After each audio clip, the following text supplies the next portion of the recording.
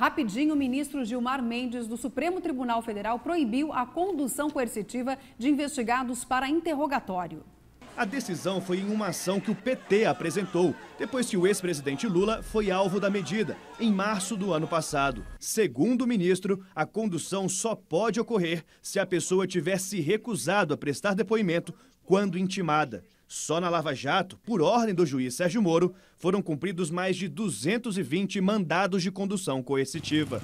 O ministro voltou a criticar a investigação contra o presidente Michel Temer no caso JBS. Chamou a apuração de vexatória e disse que o Ministério Público, no período de Rodrigo Janot, se tornou um monstro que não sabe investigar. Serviço mal feito, apressado, corte e cola, com as contradições que foram aí apontadas. É disso que nós estamos falando. Isso é vexaminoso para o tribunal. O ministro Luiz Roberto Barroso rebateu as críticas. Eu gostaria de dizer que eu ouvi o áudio. Tem que manter isso aí, viu? Eu quero dizer que eu vi a fita, eu vi a mala de dinheiro, eu vi a corridinha na televisão. A tragédia da corrupção que se espraiou de alto a baixo, sem cerimônia. Carlos Prates, a gente sempre soube que Brasília era um alvoroço na Câmara dos Deputados e no Senado. Dessa vez, esse ano, está muito claro que na Justiça também os brasileiros estão muito descontentes, né? E muito obstinadamente recalcitrantes. Estão contestando, discutindo tudo. Verdade que o Supremo também está dando pano para mangas. Agora, esta história da condução coercitiva. O cara é obrigado, é buscado em casa e levado para a polícia. Em muitos casos eu concordo, porque tem muita gente se achando, mas se achando mesmo. Então, neste caso, vai à força. Outros, não tão prepotentes, entram nessa. Então, eu diria que cada caso é um caso. Cada caso é um caso. Isso aí seria um murismo, ficar em cima do muro? Não. O que tu acha, Prisco? Olha, Pratos, eu diria o seguinte, de alguma maneira, Gilmar Mendes hoje tem prestado um grande desserviço ao país. Porque a cada dia ele solta uma personalidade que está sendo investigada, agora, dia desse, ainda foi a esposa de Sérgio Cabral, também foram vários empresários com quem ele convive. Mas, por favor, ela é mãe, né? Tem que cuidar dos filhos. Sim, mas e as outras mães que têm filhos de 12 anos. E que não são mulheres de ex-governador ou governadores e não têm essa oportunidade? Por que ela tem e as outras não têm? Então, o tratamento é único.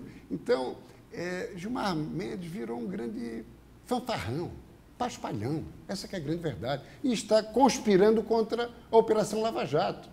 Uma decisão monocrática, proibindo condução coercitiva, isso é assunto para ser decidido em plenário, pelos ministros, e não monocraticamente, como ele decidiu. Ou seja, ele está aí com uma postura de atrevimento e petulância que está provocando. Mas por que a Corte não ojeriza na opinião pública. Mas por que a Corte não reage?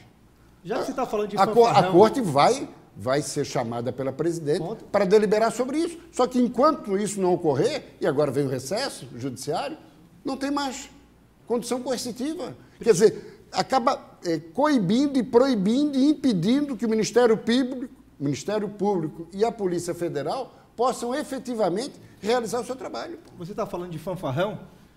Hoje, 20 de dezembro, é um dia histórico, eu não sei se positivo ou negativo. Questão do já Maluf, que né? Paulo Maluf está preso na Polícia Federal depois de mais de 20 anos enrolando toda a justiça, ele que estava na lista da Interpol e que finalmente está atrás das grades. Foi uma decisão importante do Supremo Tribunal Federal, morosa, né? Demorou para Paulo Maluf ser efetivamente trancafiado, porque ele tem um histórico de práticas de fraudes e de irregularidades, mas, com bons advogados, conseguia driblar a justiça. Maluf vai ficar preso? Vai continuar driblando, vai sair nas próximas horas, opinião minha, não vai para aquelas cadeias assim, claro que não, enfim. É meramente uma tapeação para o grande povo. Falando em cadeia, Luiz Carlos Prates teve seu laptop furtado nessa semana e a violência está muito grande. Acaba de ser confirmado um assalto numa relojaria num shopping de Florianópolis, no Floripa Shopping. Isso, nós demos agora há pouco, então, né? Foi assim, bem recente. A coisa está fora do controle. Isso que a temporada ainda nem começou. Fugindo ao controle e a necessidade de polícia mais ostensiva e que dê segurança não só aos moradores, mas também aos Mas veranistas também- que aqui chegam. Mas não é possível, Prisco. A polícia vai lá, prende no outro dia, por questões de ordem jurídica, os caras são colocados em liberdade outra vez. Fostes na delegacia depois que seu carro foi furtado? Não adianta nada. Bom, Mas você que é coisas- homem da delegacia tinha que ter ido na delegacia. Não, na minha, o cara Ele ia já tem a explicar. delegacia dele. Mas é isso aí, quer dizer, se não houver uma revolução cultural na aplicação da lei penal, os caras têm que ter medo da aplicação da lei penal. Não tem nem medo de nada.